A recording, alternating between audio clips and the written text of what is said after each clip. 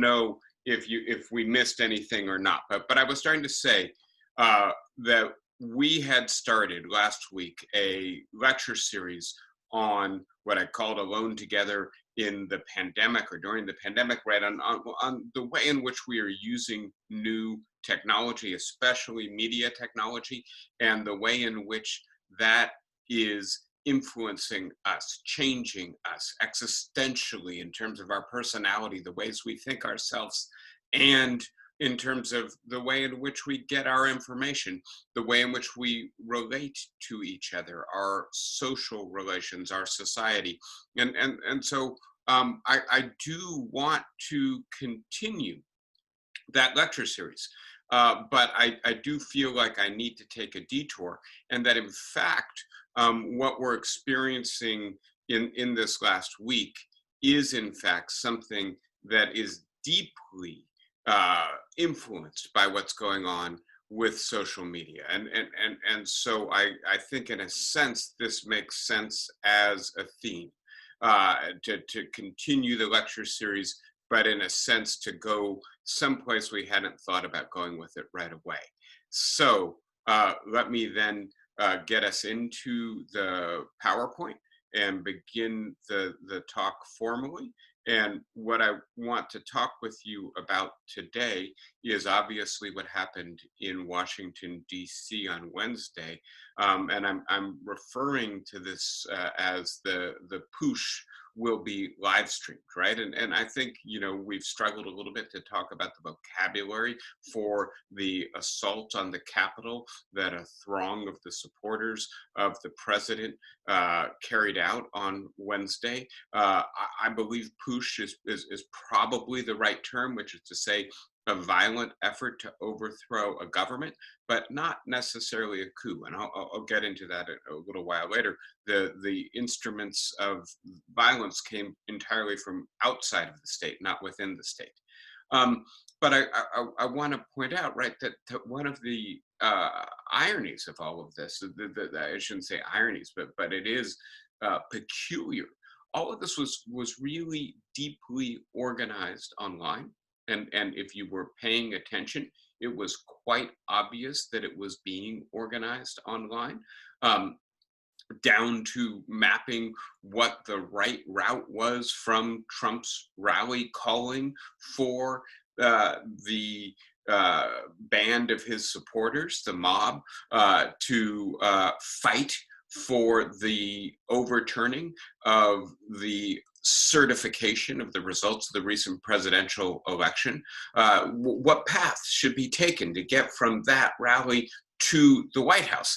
That stuff was mapped out online. If you were looking, it was fairly obvious, as was the fact that shirts were printed in advance. The revolution, Washington, D.C., January 6, 2021. There was no element of surprise to all of this, but it's also the case that as it unfolded, it was live streamed, not only broadcast on network television, broadcast media, but also narrowcast by the individuals involved with their handheld cell phone devices on their preferred social media networks. And more deeply still, this would not have occurred were it not the case that we live in a world of networked disinformation. That is to say, right, rapidly spread through digital social media networks, information that is clearly false and propagandistic, designed to create confusion, political misunderstanding, instrumentalized against democracy in this case. And so in a sense, yeah, I'm going to be primarily diagnostic today, but I also want to ask the question, where do we go from here? This is a frightening episode in a series of frightening episodes of the presidency of Donald Trump. In a sense, it's the natural denouement of his presidency. And in a sense, also, I believe he is at long last naked and exposed for anybody who's willing to look for what he is, which is an undemocratic demagogue with clear authoritarian impulses directed against the core institutions of American democracy. So can we take advantage of Trump's nakedness? Will it be apparent for all to see? Now, you may recognize in my evocation of the phrase, where do we go from here, that I'm referring back to Martin Luther King Jr.'s last book, which was written in 1967, the year of his death. And he subtitled his book Chaos or Community. And I would modify that slightly. I would say chaos or commonality. If we don't have a common narrative about the world we live in, which is anchored in some sense in the reality of that world, then we will have chaos. And this is the chaos that was on display on Wednesday. And I do think, on the one hand, this was an inept push. This had no chance of success. And we should recognize that again and again, the institutions of American democracy have held against Donald Trump. I'm going to revise that as we get further into this lecture. But generally speaking, there was no real threat. There was no grand strategy here, certainly not one that had an iota chance of success. But nevertheless, we are lucky that only 5 people died, that the political elite who were gathered in Congress in order to certify the Electoral College vote got out unscathed, that only one law enforcement officer died, that only 4 protesters died. And so this was deeply dangerous for the individuals involved, not dangerous for American democracy, but the symbolism of it, I think, is especially disturbing. The fact that Congress was overrun by a mob of American citizens incited by the President of the United States is what this day will be remembered for. The day the President of the United States incited an assault on the heart of American democracy. It is a moment for reflection on just how far we have come away from the norms and institutions that sustain democracy.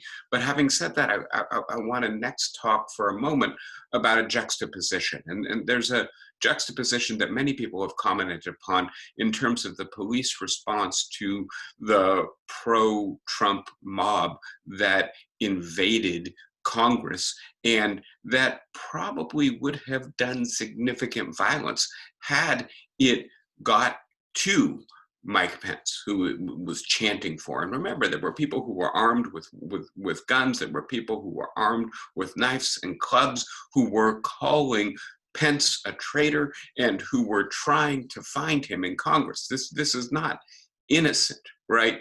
And at the same time, I think we have to look at what had happened the day before. And let me complete the thought. The first juxtaposition, I'm sorry, is the juxtaposition between what happened with that mob, that armed, dangerous mob that desecrated the temple of democracy in the United States, that did damage to the sculpture, the architecture of Congress, and that was almost exclusively white, right? And that, with rare exceptions, there was very little police presence, police violence against them. And had it been African Americans, had it been people demonstrating not on behalf of the president, but on behalf of racial justice, not to overturn an election, but to overturn a legacy of racial subordination and inequality, we can bet that the police response would have been different. I don't want to be too harsh on the Capitol Police. I'm not sure that there was any real complicity. We will have to investigate to determine that. But I do think it illustrates a societal problem, which is that generally speaking, the people who are on our police forces are more frightened of Black people than white people, and react with greater violence, greater force. And this again is something that was naked for all to see in the Capitol on Wednesday. But what I want to concentrate on instead is what happened on Tuesday, and a different juxtaposition. And as you can see, right, in the end, it wasn't even really that close. On Tuesday, the two candidates in the runoff for the Senate in Georgia from the Democratic Party won fairly clear-cut victories, right? Raphael Warnock won by nearly 2%. John Ossoff won by more than 1%. So neither of these will even need to go to recount. And it happened because people like Stacey Abrams organized.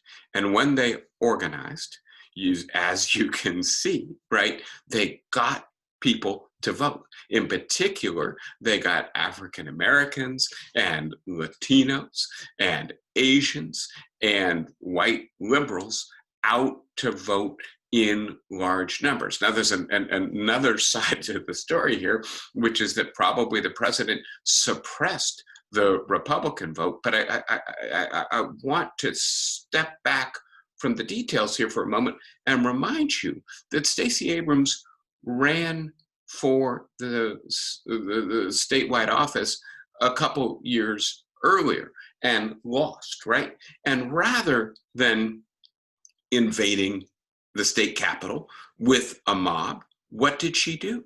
She continued to organize. She continued to try to persuade people using the tools of democracy, making speeches, writing articles, and organizing at the grassroots in order to be able to get people out.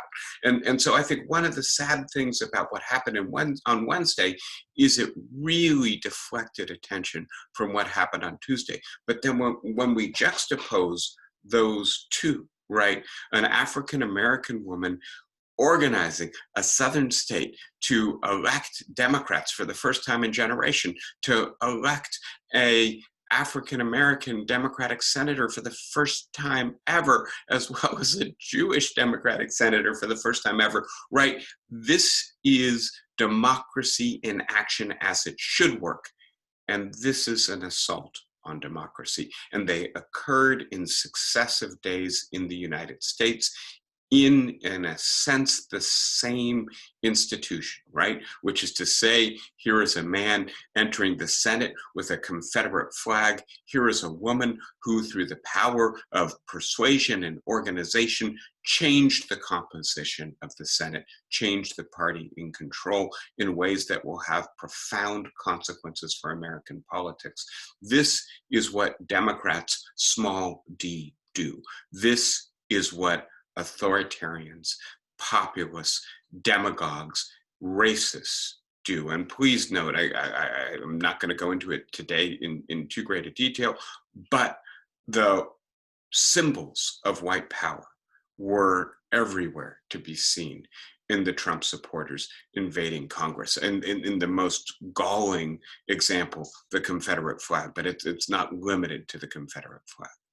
All right, so that's just a little bit about what happened. Now, I want to get into the whys. Why did it happen? And the first question I want to ask is, in a sense, have Republicans given up on a core norm of democracy, which is that when you lose an election, you become the loyal opposition? And what that means is that you accept defeat but you continue to make the case for your side. You work, as Stacey Abrams did, in order to change people's minds, accepting that you in fact failed to change enough people's minds in the current election. Right, and I shared this with you before. This is a different diagram to present the same data. I think it's much clearer thanks to the Washington Post. But this is Larry Bartel's work on white ethno-nationalism and the erosion of support for core democratic norms, right? And so what he did was he surveyed a bunch of Republicans or independents who indicate that they lean Republican, and he asked them if you would be willing to use force to save your way of life, take the law into your own hands, support strong leaders who bend rules, and mistrust elections. And what you can see is that the answers range from around 40% to around 70% of randomly selected Republican voters mistrust elections, take the law into their own hands, want to use force to save their way of life, right? And so this is a clear indication, not only that the 30,000 odd people who assembled in Washington to stop the steal on January 6th, and the minority of them who then marched on the Capitol, and even the smaller minority who actually invaded the Capitol, right? This is not just about them. This seems to be a widespread change in the Republican Party, and one of the two main parties in the United States. I'm not going to talk about the Democrats today. The Democrats did not storm Congress on Wednesday. We will save that for another time. I don't think that they're completely innocent in this regard either, but they're certainly not as far gone as the Republicans are. And here's Bartel's punchline, right? Which is to say that what really drives the mistrust of politics, the willingness to take force into your own hands, is ethnic antagonism, right? And what we see in these diagrams is when there are low levels of ethnic antagonism on the parts of Republicans, there are low levels of willingness to use force, take the law into your own hands, support strong leaders who bend the rules, and mistrust election. But as the level of ethnic antagonism goes up, so too does the rejection of core democratic norms. And so again, to bring this to something of a synthesis, right? It's not an accident that the people who invaded Congress carried symbols of white supremacy, hatred, racial subordination with them. They believe that stuff, and that's directly related to their unwillingness to accept defeat in a election that was conducted with a great deal of fairness and integrity. So that's the first thing to say. The second thing to say is it's precisely what happened in Georgia, right? That African Americans led a campaign that elected an African American Democrat to the Senate that is frightening these people. That is to say that their sense of entitlement, their sense of privilege, their sense of empowerment within American society is being threatened by the diversification of America, by the equalization of voting rights, by the transformation of a state like Georgia from a Southern segregationist Jim Crow state into a state that will be now represented in the Senate by an African American and a Jew. And I just want to focus on that aspect of it for a moment.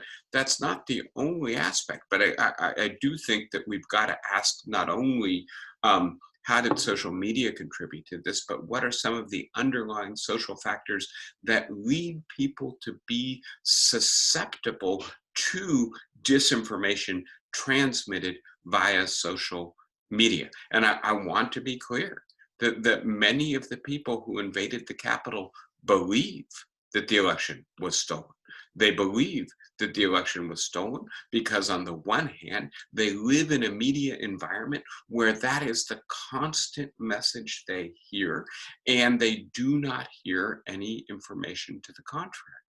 And secondly, it is also the case because the President of the United States, backed by many leading figures in his party, repeated this lie ad nauseum, amplified it, encouraged people to act upon it. So with that in mind, let's talk about some further sources of the social susceptibility to disinformation being transmitted via social media and then amplified via both a mainstream institution like the Republican Party and also mainstream media outlets like Fox News. And I've shared this diagram with you before. It's from Emil Durkheim from his book Suicide. And I just want to point out to you that when we look at people who are falling in line behind a president who has an authoritarian personality that is so clearly on display, we've got to ask what makes them susceptible to that kind of mobilization. Or to put it differently, what went wrong such that they no longer adhere to core democratic norms that allow for internal diversity, debate? Do not suggest that if you're not with one party and its leader, you are somehow an enemy of democracy, a fraud, not truly a part of the nation. And one thing that I think is at work here is the fact that as a result of deep changes in American society that we have talked about together before a number of times, right? And some of these are economic changes that have rendered the working class economically precarious or vulnerable, and that has been experienced as particularly threatening to the white working class in terms of their sense of belonging, of contributing to American society. That at the same time, the change in the racial demographics of the society, the change in gender norms, the change in the way in which forms of sexuality are tolerated or even embraced and legally protected, the decline of traditional religion, that all of this is being experienced as highly threatening by some people, that they no longer feel like they are in the bounds of a safely continuous society, that society is shifting very rapidly under their feet and in ways that is threatening to them. And as I've suggested to you before, that in these moments, it is often the case that as opposed to people simply aligning themselves on a simple left-right political spectrum, some people, when I'm following Karen Stenner's work, who refers to them as having authoritarian personalities, are then drawn to leaders who display authority and want to close society to change and to at least try to continue things as they are right now, and who typically present openness to change as a threat to their way of life, right? And so that part of what we've got to recognize is that in historical moments like the one we're in, of rapid social and cultural change, a segment of our population is going to be drawn to authority and authoritarian leaders, and that part of what happened on Wednesday is that one such leader incited his followers to violence against democracy. And we shouldn't be surprised in these circumstances that we have a leader like this and that he is capable of inciting his followers. I want to talk for a moment about the social psychological research that supports this. I'm here drawing on Jonathan Haidt's work in The Righteous Mind, and as you can see, right, that blue is for liberals, green is for people who are neutral, right, and red is for conservatives. Um, and the conservatives tend to have greater emphasis on loyalty, authority, and purity as being the core moral dispositions, and that means that they are attracted to a leader who has authority, who demands loyalty from his followers, who attempts to protect what he considers to be the purity of the nation. And again, this is not to say everybody who votes Republican is like this, or everybody who's conservative is like this. Stenner is quick to point out that a genuine conservative is not an authoritarian.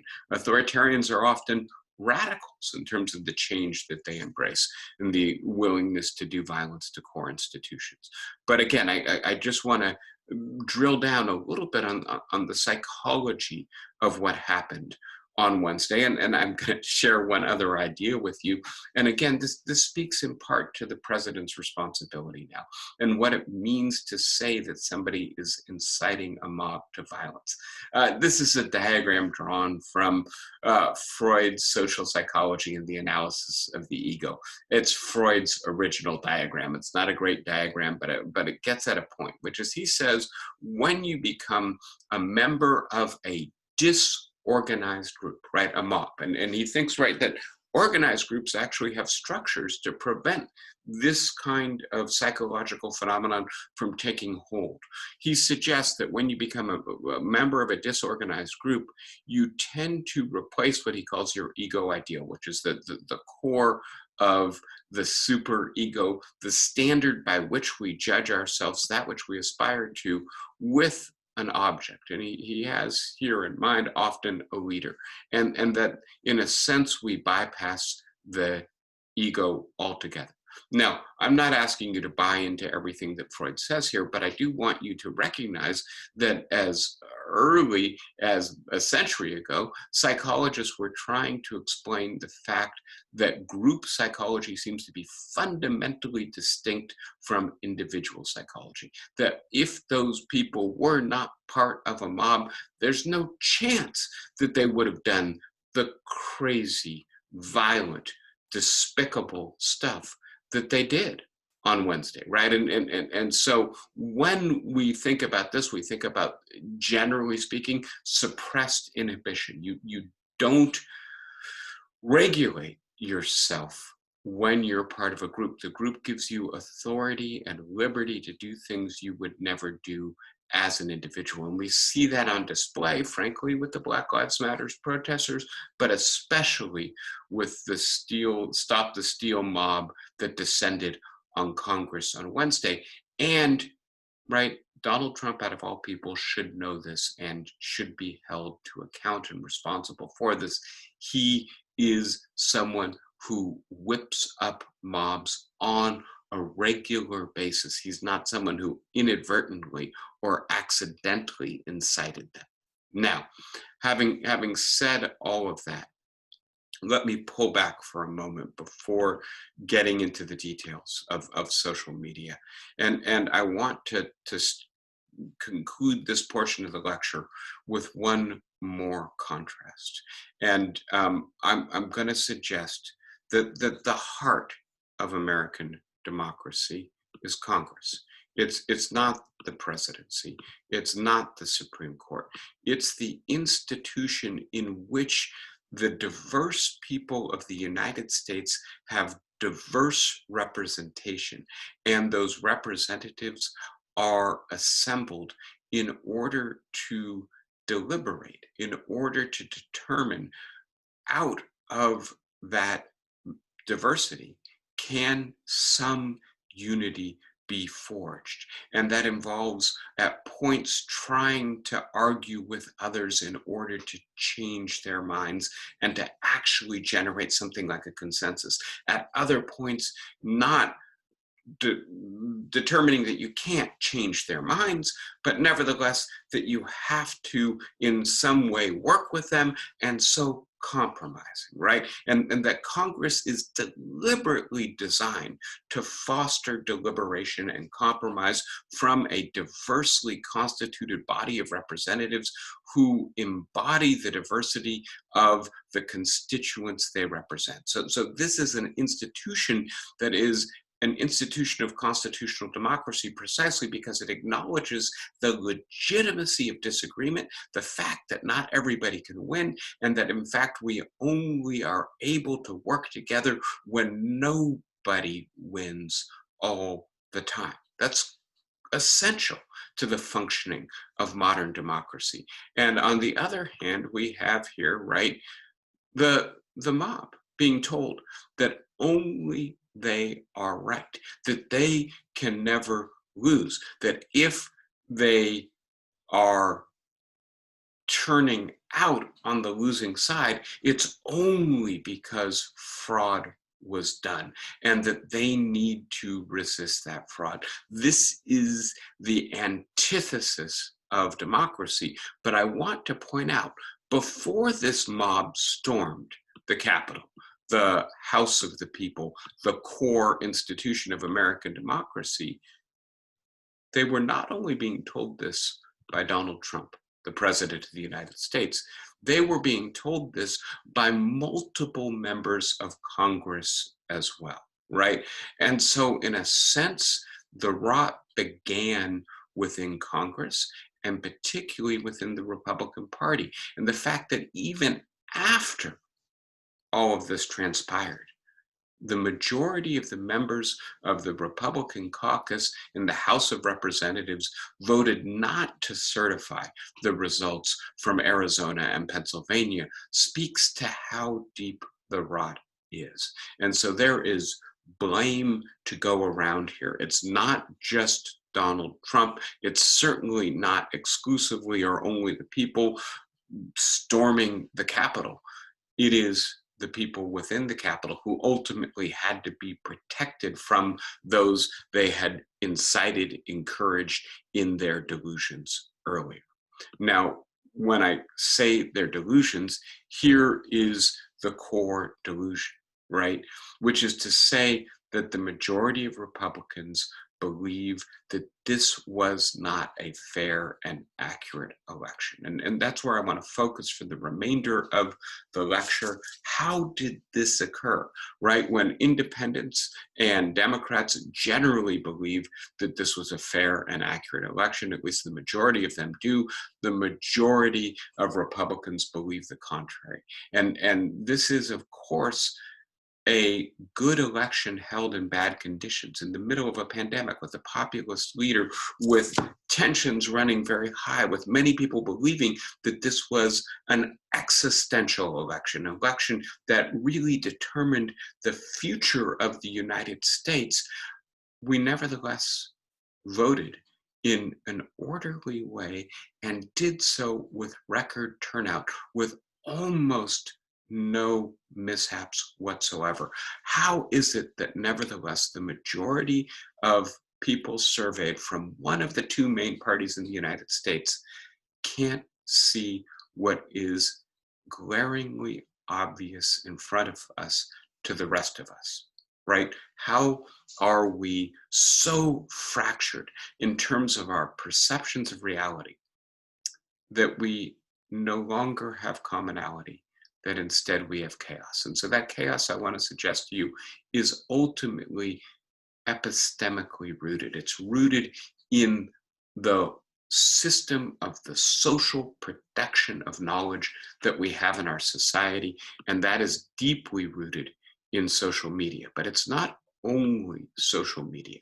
And so I want to talk with you very briefly about the books and the ideas I'm using to make sense of what happened on Wednesday. I'm going to start with Jürgen Habermas and the structural transformation of the public sphere. And Habermas in this book, which is a seminal work in the study of the public sphere and democratic theory, maintains that modern democracy became possible precisely when the modern press began structuring a general process of public opinion and will formation in which everyone could participate in public debate, and public debate began to appear informed and, in fact, in certain respects, rational, to seize from monarchs the mantle of legitimacy, that the only law that could govern everyone fairly and justly was a law that was some way or another associated with public opinion, stemmed from, came out of public opinion. And so Habermas, in making that argument, points to the media, and in particular to the ethical orientation of those who owned and produced media content. And of course, he's thinking about the 18th century. He's thinking about newspapers and pamphlets, but that there was a commitment to engaging in debate with those with whom we disagreed in ways that tapped what Habermas called the unforced force of the better argument.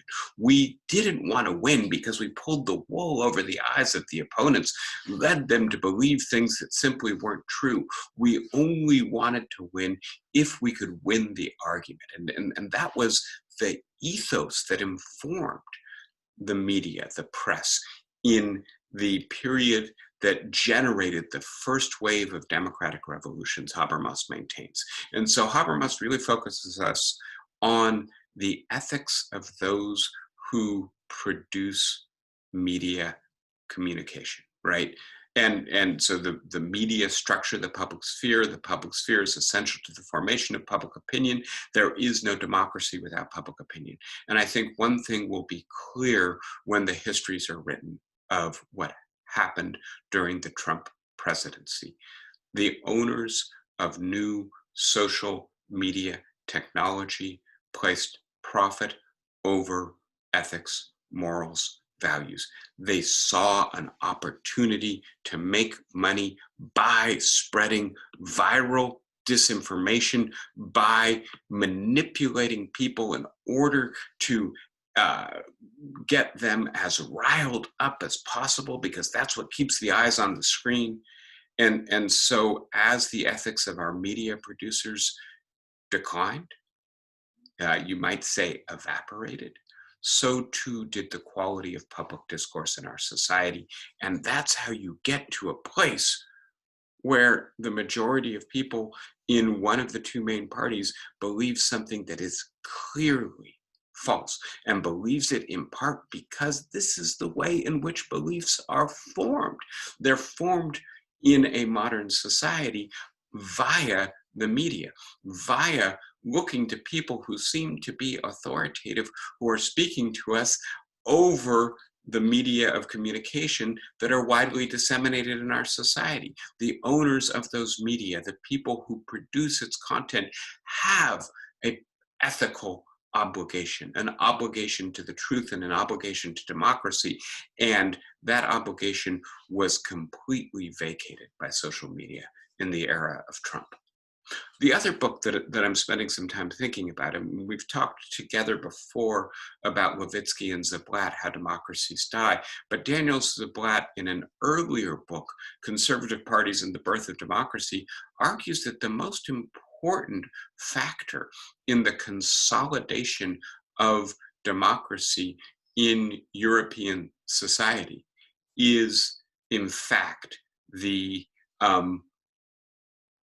willingness of conservative parties to embrace core democratic norms like that of the loyal opposition. That is to say, when they lose, they go into the minority and try to argue with others that they are on the right.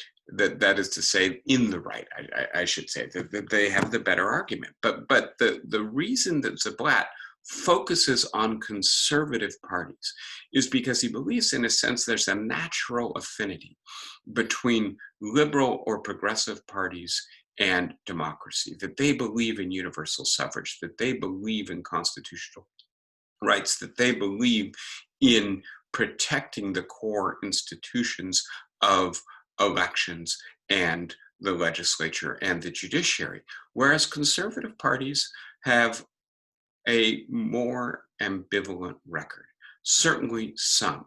The Tories in the UK, the Republicans in the United States, though, right, its history as a conservative party is ambivalent or mixed. It started right under Lincoln as probably quite a radical party, but that conservative parties that have been pro-democratic have allowed for a consolidation of democracy in the societies that they exist in. Whereas conservative parties that have been only instrumentally or strategically attached to democratic institutions, that is to say, Democrats so long as you're winning, but perhaps not if you're losing, right, have often destabilized democracy by withdrawing support from core democratic institutions when they don't serve conservative ends. That there's less of that natural affinity, historically speaking, between conservative parties and democracy, and that when conservative parties do not support democracy, they lead a significant portion of the population. Let's refer back to at least those people who have what Stennert refers to as authoritarian personalities, those who might be more conservative because it aligns with their interests or their philosophy as well as their psychology. It leads them to be opposed to democratic institutions. And so just as there's an ethics to the press, there's an ethics to political parties.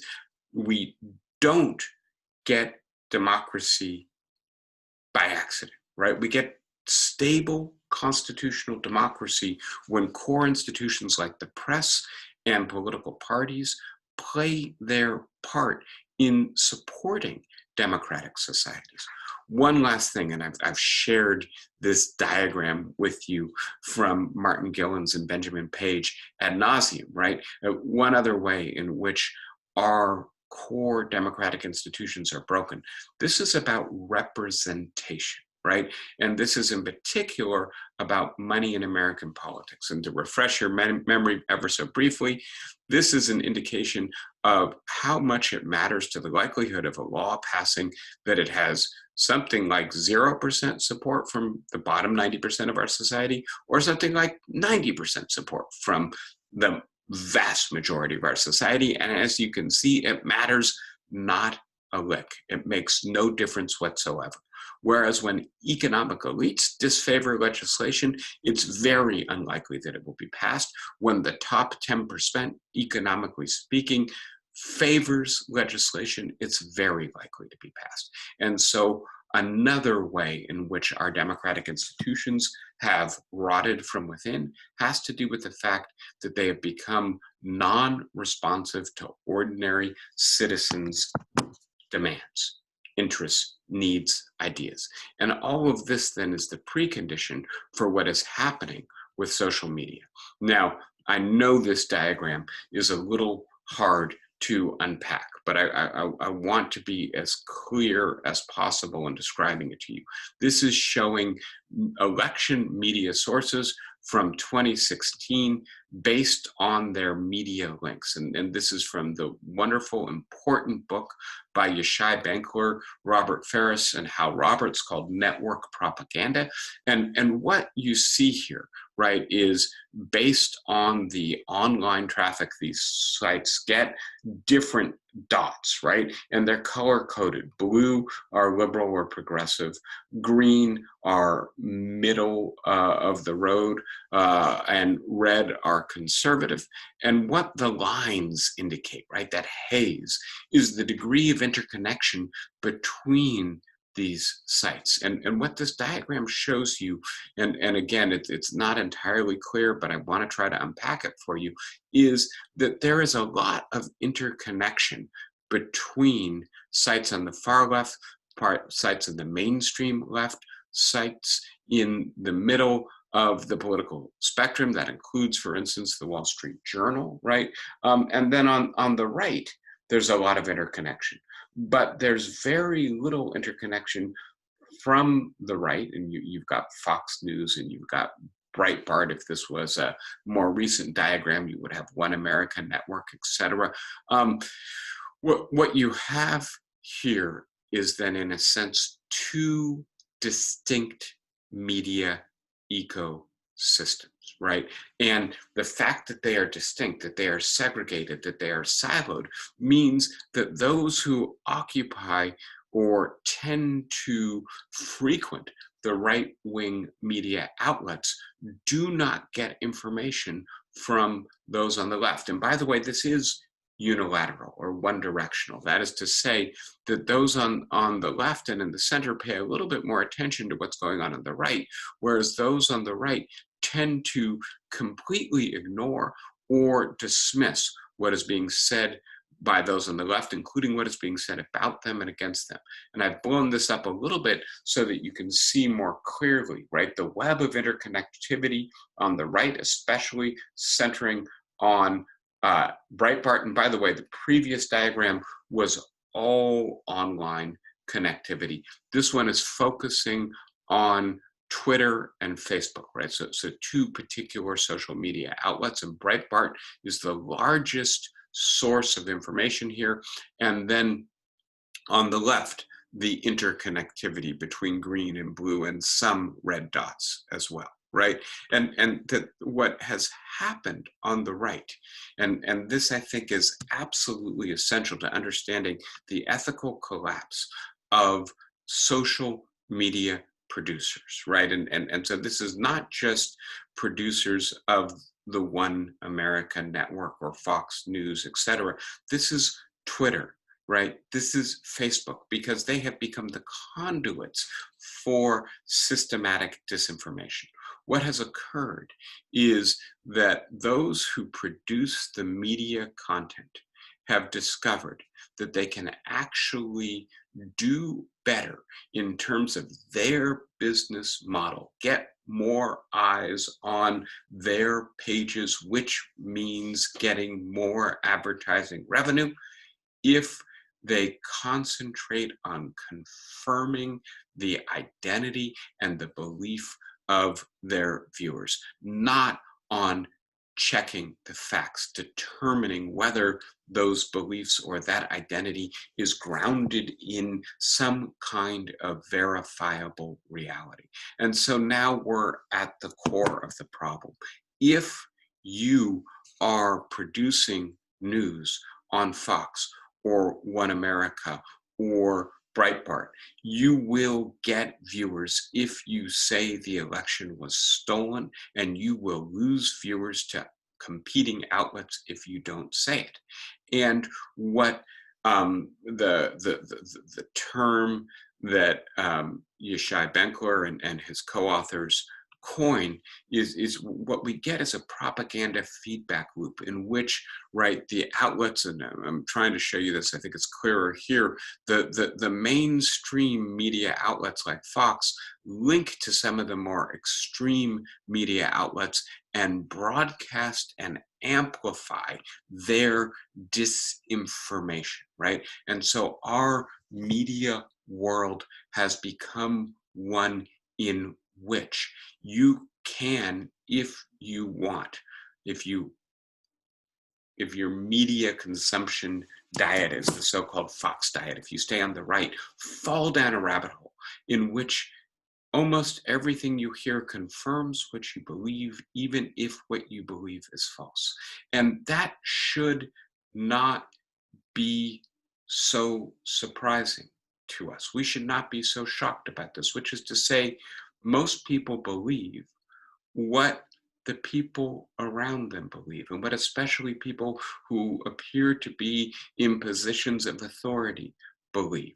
This is sometimes referred to as social epistemology. We don't form all our beliefs on our own by ourselves. As opposed to that, we form them by relying on an epistemic division of labor in which a whole bunch of other people do the work of generating the beliefs that we ultimately come to embrace, primarily because we trust the people who have generated them for us. And why shouldn't we trust the people on the media?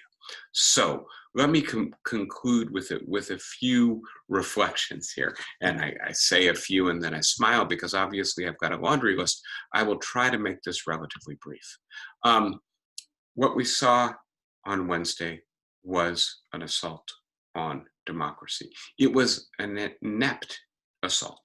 It was one that was bound to fail, but it was incited by the President of the United States. It was entirely predictable. It should have been anticipated. There should have been better measures in place to prevent it, but it was an effort to disrupt the registry of the outcome of our national elections, ultimately to overturn it and to use violence and threats against those who were simply doing their constitutional duty to prevent them from doing so.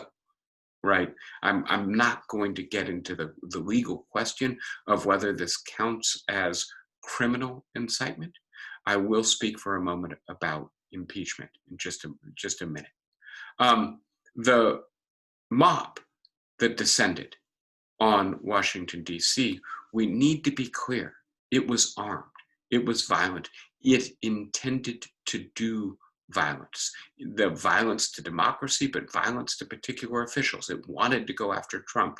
I'm sorry, it wanted to go after Pence. It wanted to go after Pelosi. It wanted to go after Schumer. It was prevented from doing that. And it was never going to succeed, but that does not mean that it was not dangerous. And it's clear that the president incited this, not just with what he said on Wednesday, but with what he said in Georgia on Monday, with what he's been saying on his Twitter feed for weeks. This was his last gasp effort to try to overturn the results of the election, something that he has been singularly focused on now for 2 months, in which the coronavirus pandemic has raged in our society. We have suffered economic damage and tremendous casualties as a result. And as opposed to focusing on that and the peaceful transition, he has been singularly focused on trying to produce this disruption. Obviously, it was never going to succeed, but nevertheless, he is clearly culpable.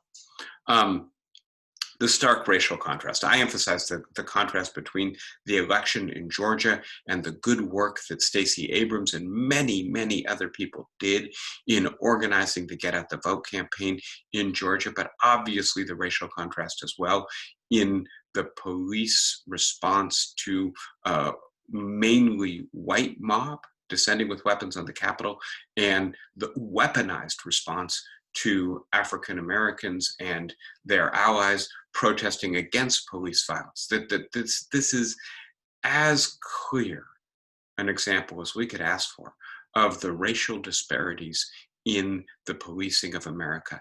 This is one of the lessons we have to take away from this and something we have to do. This was not a coup, right? Not an attempted coup, not a failed coup, because the institutions of American democracy held.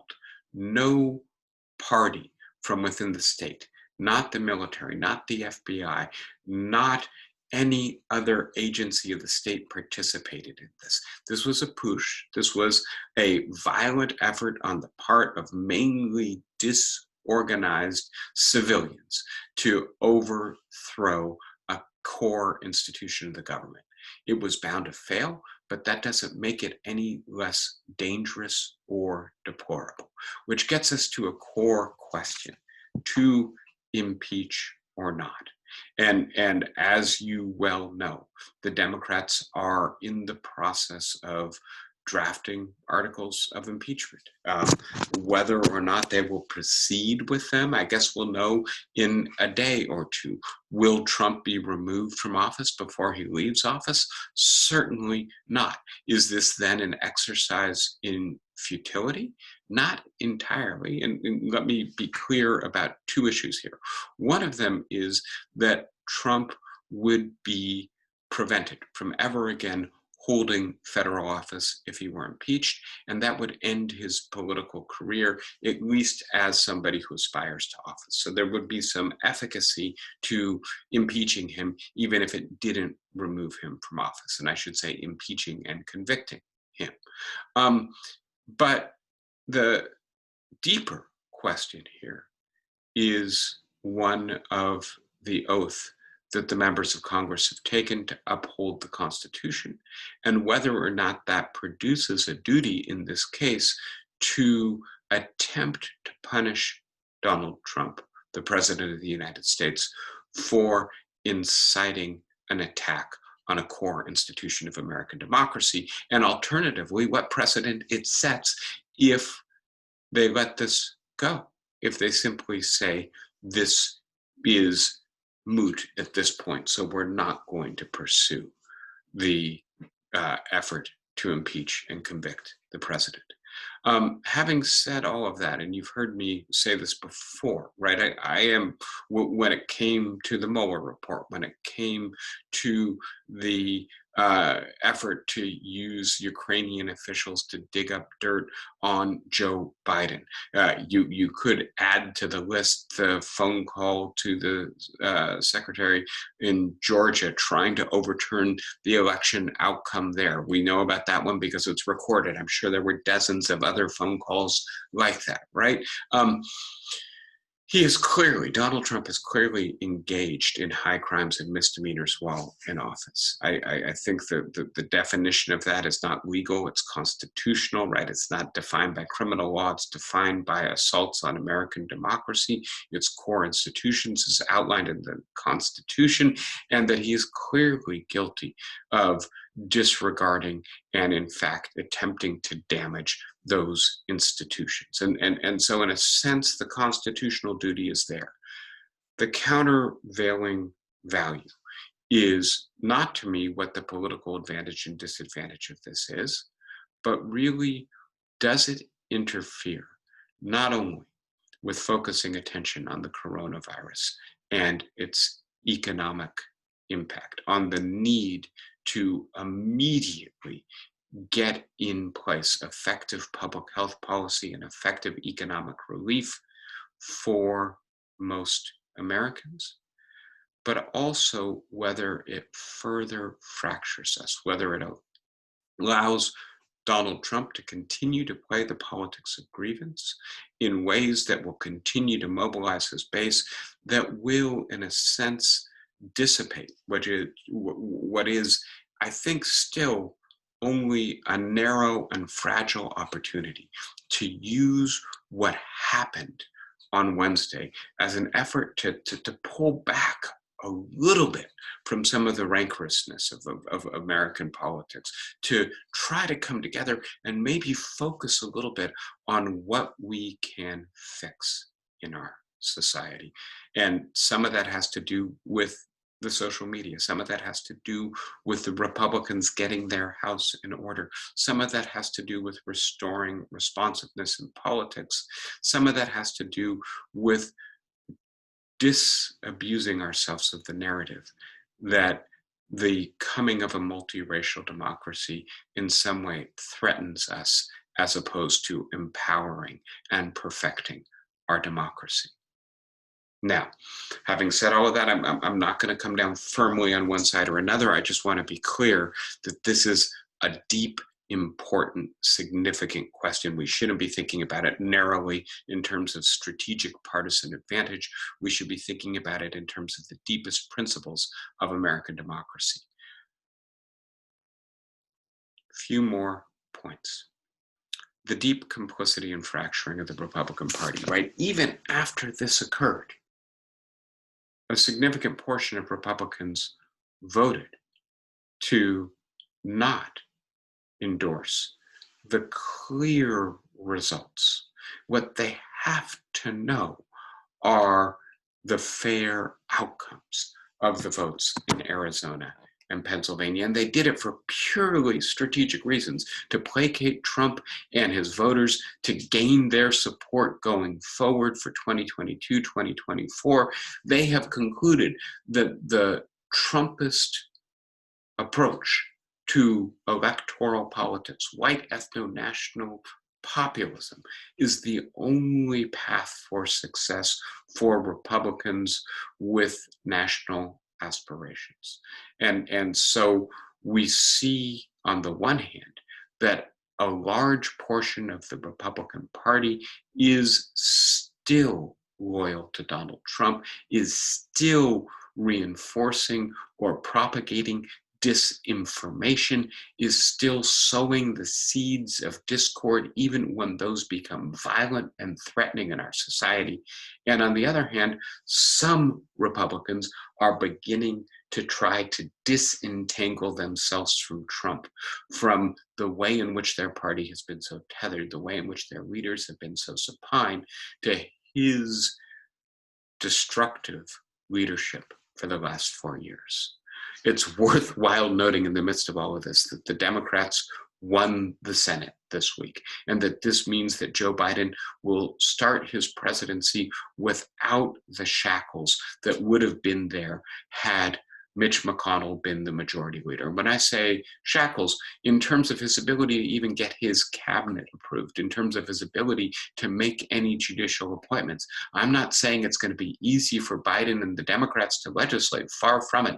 The majorities are very narrow. Joe Manchin has already laid down a marker saying he's not going to go for a $2,000 stimulus package. For what it's worth, I think I agree with him. But having said all that, I think, the Democrats are going to be walking a tightrope. Maybe Murkowski, Romney, Collins will work with them at certain points, but their control of the Senate is razor thin. It's not much better in the House. The last thing I want to say about this week is that we saw in Joe Biden on Wednesday and Thursday, following the terribly violent, threatening, and frightening assault on Congress, genuine leadership of a kind that was clear-sighted and courageous, that was principled and serious, and that in a sense, I think if there's a winner in all this, it might just be Joe Biden, in terms of Donald Trump being increasingly naked to the American people, in terms of what it is he's willing to do to sustain his fragile ego and to hold on to power, how frightened he is of the loss, how unprincipled he is in his effort to overturn it, at the same time that Joe Biden is appearing like a genuine statesman in a crisis, in a moment where we need such leadership. I will stop there. I'm sure you must have questions and comments. I'm going to go ahead and unmute everyone. And so please note that the background noise will pick up. I see I have one comment in the chat from John. Let's turn our eyes from the past and focus on the future and our common problems. Good politics for the Dems also. Who's the quote from, John? Me. I just you put your quoting anybody. It was it just seems to me it's not just a matter of politics, but the politics I think are on that side as well, in my personal opinion. Right. Okay. I gotcha. And so what people say, which is if you don't understand the past, you're doomed to repeat it, right? If you don't hold people accountable for their bad behavior, then people begin to think they have license. If you don't have a reckoning when what happened is an assault on a core institution of democracy, then will you ever have a reckoning. Now, you might say back to me, I imagine you will, that our problems are too severe and that this is a moment in which we require unity. And not only that, in a sense, Donald Trump will be held accountable in the courts of public opinion and history. We don't need to also impeach a president who's only in office for 10 more days, right? The wheels are clearly falling off of his administration in ways that are perhaps a little frightening. You know, not only is he incapacitated, but he is increasingly stripped of any kind of assistance because his administration is falling apart as it tries to disavow responsibility for his leadership. So I just want to be clear that I think there are good arguments on both sides of this. I don't think this is a slam dunk on one side or another. Who else? Flossie, go ahead. Yes, what amazes me is that the people, the mob, do not represent the 70 million people who voted for Trump. They were the mob, they were the losers. And Trump, who always speaks so disparagingly about the losers, was using the losers to storm the White House. And I wonder, I look upon the Republicans with horror, but this mob does not represent the people. It does represent, to me, guys like Ted Cruz and Josh, whatever Crawley his name is. They're the ones who... Right, yes, go ahead. Yeah, and so let me just pose this as a question that I don't think I know the answer to, and I'm not sure anybody really knows the answer to. How many Americans were in some sense sympathetic with, if not the means employed by that crowd, the motive that underpinned that mob's action, the sense that if Congress was not disrupted, what it was going to do was authorize the theft of an election from the winner for the loser. And we may never entirely accurately know the answer to that question, but it concerns me. While there were only thousands of people willing to storm Congress, they may very well be millions of people who believe this election was stolen. Now, when I say that, I want to be clear. I don't entirely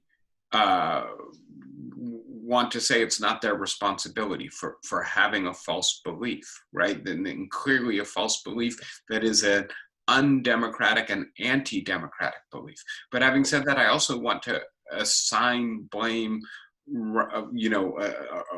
to other actors here. So yes, I think you point to Donald Trump, you point to Ted Cruz, you point to Mike Pence, you point to the leaders of the Republican Party who are making these lies credible. If it's Donald Trump out there on his own, then it's much more difficult for him to look like he is standing up for a truth against the deep state and the liberal media elite. The other groups that deserve blame here, Fox News, One America Network, etc., Breitbart, right? But also Facebook and Twitter, the social media companies that do not generate their own content, but allow obvious disinformation to become viral, to circulate widely, and that design their algorithms such that people are insulated from hearing the other side and being forced to confront the truth, right? And so, yes, I do think it's a lot more than the 30,000 people who went to the Trump rally, or the thousands who actually did violence against the Congress and the police trying to protect the Congress. It's probably millions of people. And it's millions of people who have been egged on and deluded, not only by Donald Trump and the Republican Party, but by a media environment in which disinformation is viral, contagious, and appeals more to emotion than reason. This stuff we'll get into in the coming weeks, but this is by design. The very structure of this new media environment makes disinformation difficult to resist. Doris, go ahead. I think you're muted, Doris. Can you hit the space bar? Okay. Okay.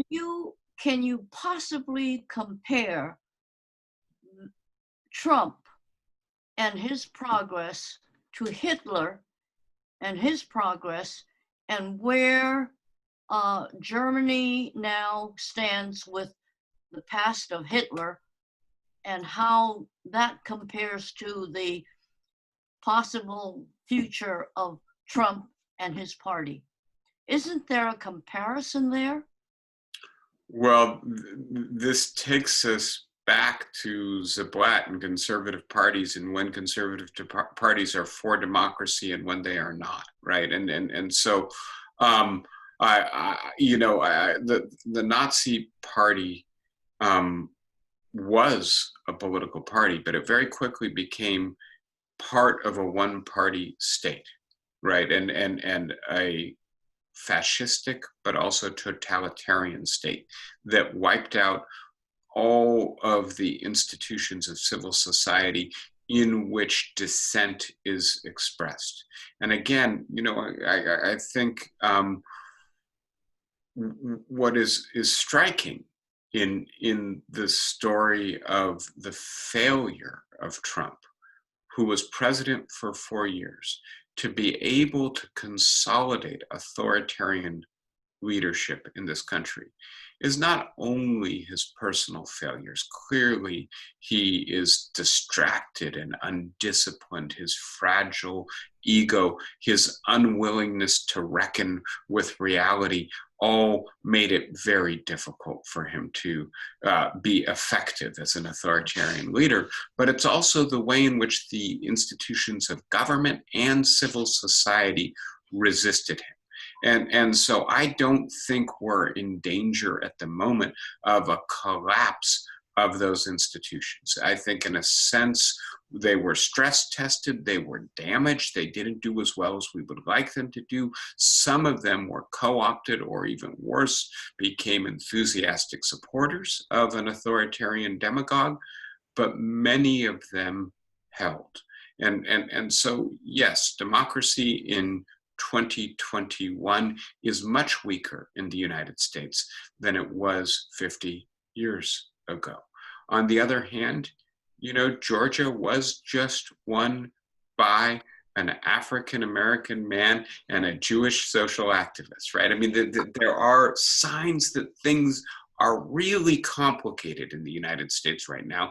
As frightening as Wednesday was, let's not let it completely eclipse some of the signs of progress. By the way, one of the things that seemed to allow, right, Ossoff and Warnock to win more decisively than Biden did was that young people voted decisively for them, or decisively against their opponents. And I do think, in a sense, young people are particularly repelled by Donald Trump.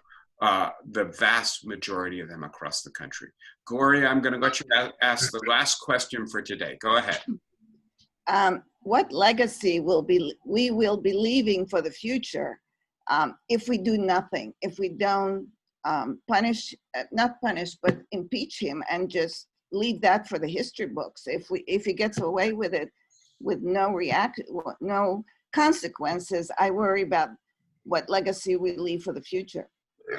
Yeah, and so one question would be, will there be criminal prosecution of Donald Trump for inciting mob violence, or insurrection or sedition, right? There are laws on the books and there are technical issues.